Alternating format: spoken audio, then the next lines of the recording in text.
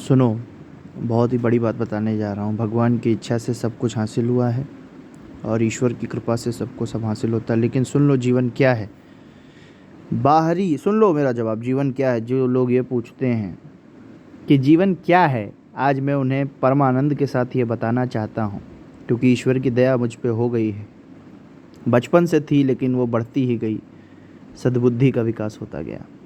जीवन क्या है? अब सुन लीजिए, जो ये कहते हैं जीवन क्या है, जिनके भी मन में ये सवाल उठता है जीवन क्या है, उन्हें मैं बताना चाहता हूँ कि पृथ्वी के बाहर जो ग्रहों के बीच में प्रतिस्पर्धा होती है, पृथ्वी के बाहर ग्रहों के बीच में प्रतिस्पर्धा होती है, उसी का परिणाम धरती पर देखने को मिलता है और उसी परिणाम को हम जीवन कहते हैं। ये पूर्ण रूप से दैवीय बात है और परमपिता परमेश्वर जिन्होंने ये ब्रह्मांड की रचना करी, वही हम सब के रक्षक हैं, वही हम सबके पिता हैं। उन्हीं के बताए मार्ग पे जो चलता है, वहीं सुख, संपत्ति, वैभव, धन, दौलत, मान, सम्मान, साहस, पराक्रम हासिल करता है इस जीवन में।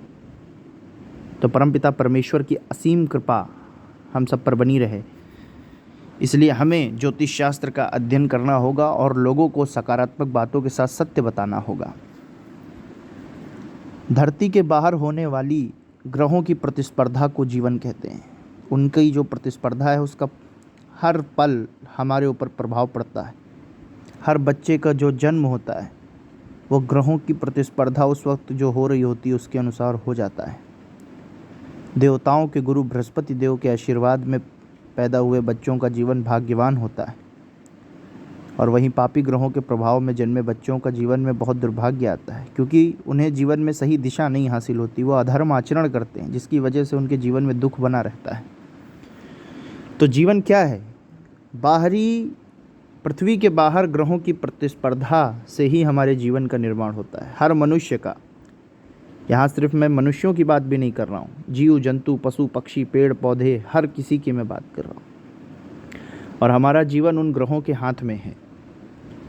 जो भी बच्चा पैदा होता है वो ग्रहों की प्रतिस्पर्धा के अनुसार पैदा होता है और उसका जीवन ग्रहों के अनुसार ही चलता है। यही जीवन का असली सत्य है और इस सत्य को कोई झुठला नहीं सकता। तो हमारा जीवन ग्रहों के हाथ में होता है। ग्रह परिस्थितियां ही हमारे जीवन का निर्माण करती हैं, यानी हम प्रकृति के अधीन हैं। हर मनुष्य प्रकृति के अधीन है और यह जीवन पूर्ण रूप से ग्रहों की प्रतिस्पर्धा से बना हुआ है।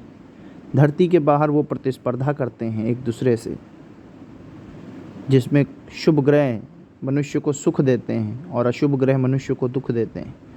राहु केतु नाम के 2 अशुभ ग्रह हैं, बाकी ग्रहों में सब शुभ हैं और परम शुभ ग्रह हैं हमारे गुरुदेव बृहस्पति, जो सर्वशक्तिमान है।